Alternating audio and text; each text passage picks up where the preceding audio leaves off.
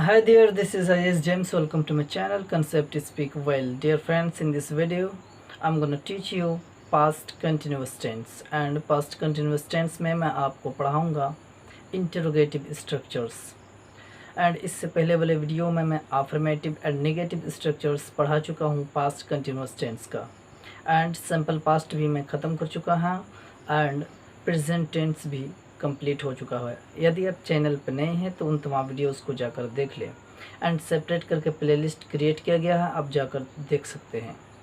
तो आज मैं पढ़ाऊंगा आपको इंट्रोगेटिव स्ट्रक्चर्स, यानी इसमें जो वाक्य होगा वो क्या से शुरू होगा वो वाक्य, एंड उसका आइडेंटिफिकेशन भी मैं बता चुका हूँ। आप प्रीवियस वीडियोस में जाकर देख सकते हैं कि पास्ट कंटिन्यूअस टेंस का आइडेंटिफिकेशन क्या होता है एंड उसका शॉर्ट डेफिनेशन भी मैं बता चुका हूँ। तो let me tell you again कि यदि आप नहीं देखे हैं तो जाकर देख लें, सो डैट जो नेक्स्ट मैं आपको पढ़ाने जा रहा हूँ वो आसानी से समझ में आ जाए। तो without wasting any time let's get started. आज मैं आपको पढ़ाऊँगा पास्ट कंटिन्यूअस टेंस का इंटरोगेटिव स्ट्रक्चर, यानी क्या से वो शुरू होगा। जैसे कि इंटरोगेटिव को मैंने दो पार्ट में बांटा है। पहला में सिंपल इंटरोगेटिव यानी क्या से वाक्य शुरू होगा, एंड सेकंड जो वो WH फॉर्म से शुरू होगा।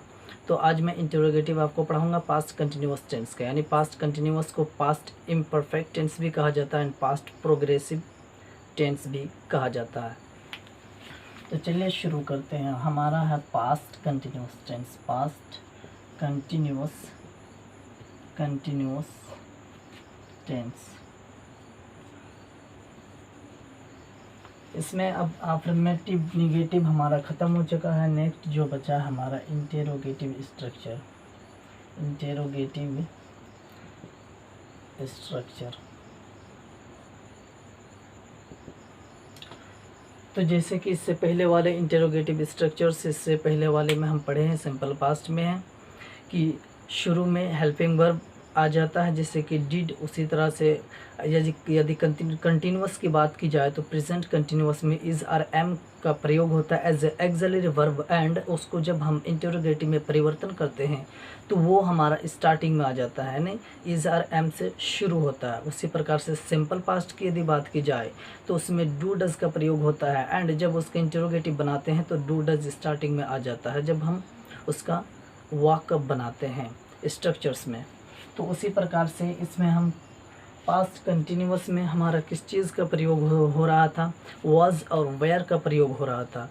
तो वाज और वेयर का एज एक्सिलरी वर्ब के रूप में प्रयोग हो रहा था। जब हम उसको इंटरोगेटिव करेंगे तो वो स्टार्टिंग में आ जाएगा।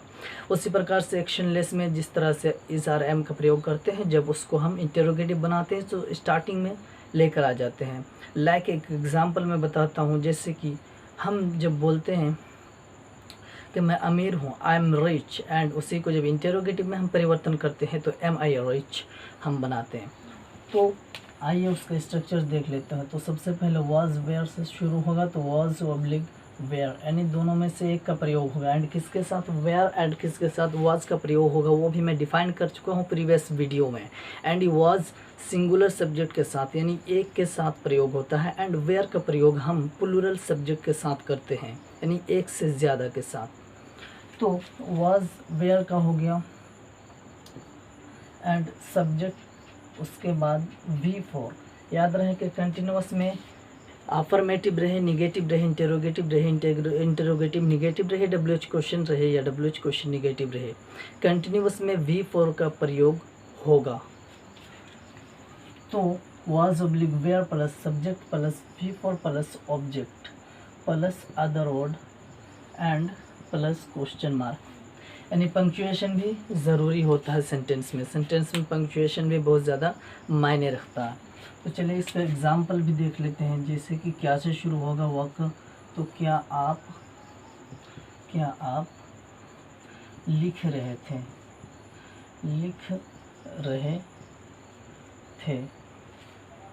तो सबसे पहले वाज वेयर का प्रयोग करना है, तो ये सब्जेक्ट के अकॉर्डिंग लगता है। तो सब्जेक्ट ये हमारा प्लूरल है, आप है, तो वेयर का प्रयोग करेंगे हम वेयर। एंड उसके बाद सब्जेक्ट है यू, एंड V4 लगाना है तो राइट होता है, एंड V4 होता है writing, you were you writing. ये हमारा सेंटेंस कंप्लीट हो गया। उसी प्रकार से नेक्स्ट और एक एग्जांपल देख लेते हैं। यदि मैं बोलूँ क्या क्या आप उससे बात कर रहे थे, उससे बात कर रहे थे, बात कर रहे थे। तो यहाँ भी प्लूरल सब्जेक्ट है, यहाँ भी वेयर से शुरू करेंगे हम। Were you talking to him. उसी प्रकार से तीन तीन एग्जाम्पल जैसे कि लेते हैं, तो इसमें भी और एक एग्जाम्पल लेते हैं सिंगुलर सब्जेक्ट के साथ। ये याद रखना कि क्या से वाक्य शुरू होगा। एंड रहा था, रहे थे, रही थे, इसका आइडेंटिफिकेशन है, ये आपको याद रहना मस्ट है। तो क्या वह गाना गा रहा था, गाना गा रहा था, रहा था। तो यहाँ पर सिंगुलर सब्जेक्ट है, इसलिए इसके साथ हम वाज का प्रयोग करेंगे। Was he singing, sing means होता है गाना, एंड उसका ING form singing a song. Was he singing a song. इस प्रकार से आप तमाम वाक्यों को इन सेंटेंसेस जो भी आए आपके सामने इस स्ट्रक्चर्स की मदद से आप बना सकते हैं। यदि मैं बोलूँ क्या मैं बात कर रहा था, तो was I speaking.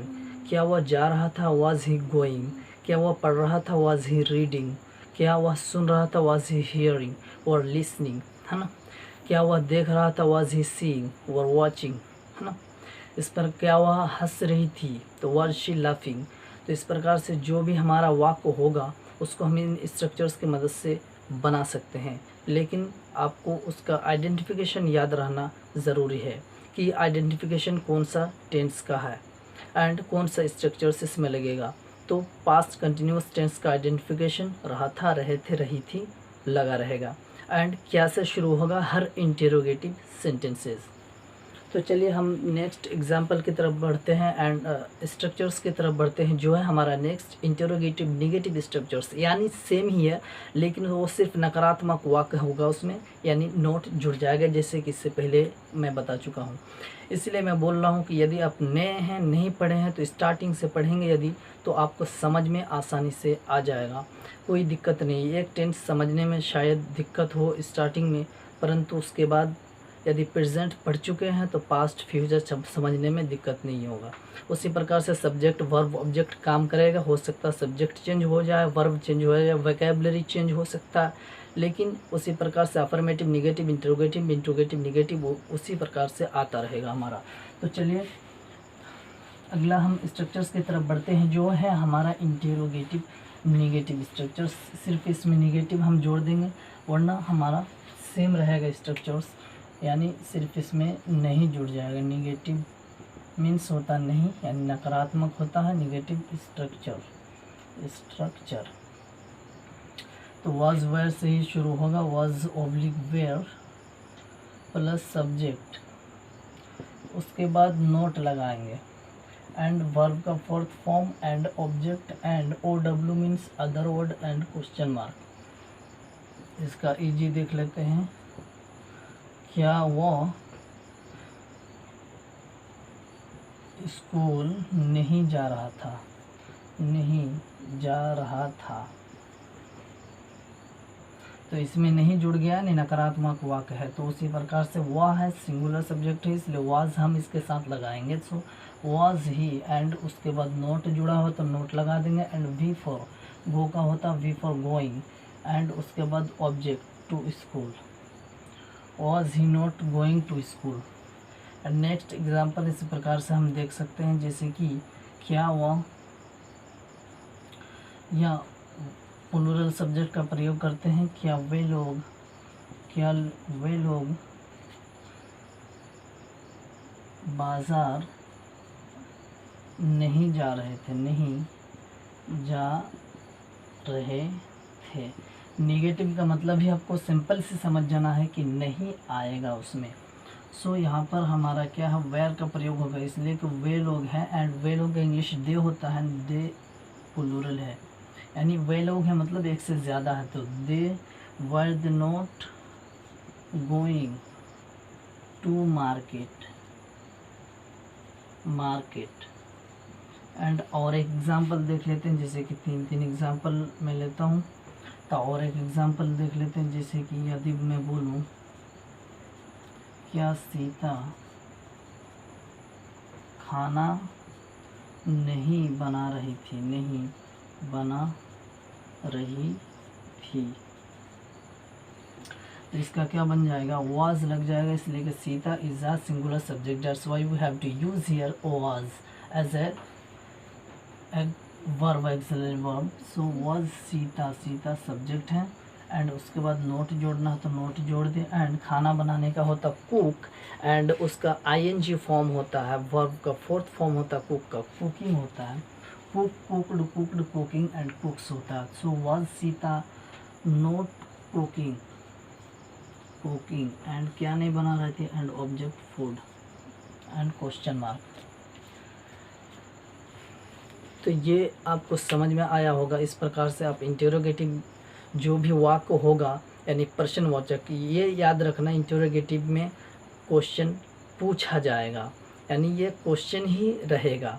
And interrogative का जो दूसरा भाग है जो WH फॉर्म है उसमें भी क्वेश्चन पूछा जाएगा, लेकिन दोनों में डिफरेंस है, एंड डिफरेंस में डिफाइन कर चुका हूँ कि इसका आंसर आप yes no में दे सकते हैं, परंतु जो WH फॉर्म होगा उसका आंसर आप yes no में नहीं दे सकते हैं। तो आई होप दोस्तों ये आपको समझ में आया होगा, एंड इस प्रकार का जो भी वाक्य होगा आप आसानी से बना सकते हैं इन स्ट्रक्चर्स की मदद से।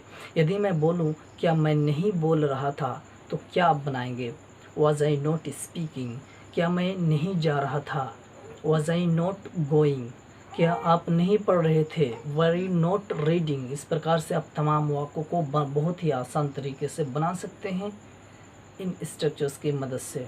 तो आई होप आपको समझ में आया होगा, एंड यदि समझ में आए एंड कुछ सीखने को मिले इस वीडियो से तो प्लीज़ लाइक करें, शेयर करें, and don't forget to subscribe my channel and press the bell icon, so that मैं हमेशा की तरह वीडियो अपलोड करता हूँ एंड आपको नोटिफिकेशन मिलता रहे। So see you in the next video, till then bye bye.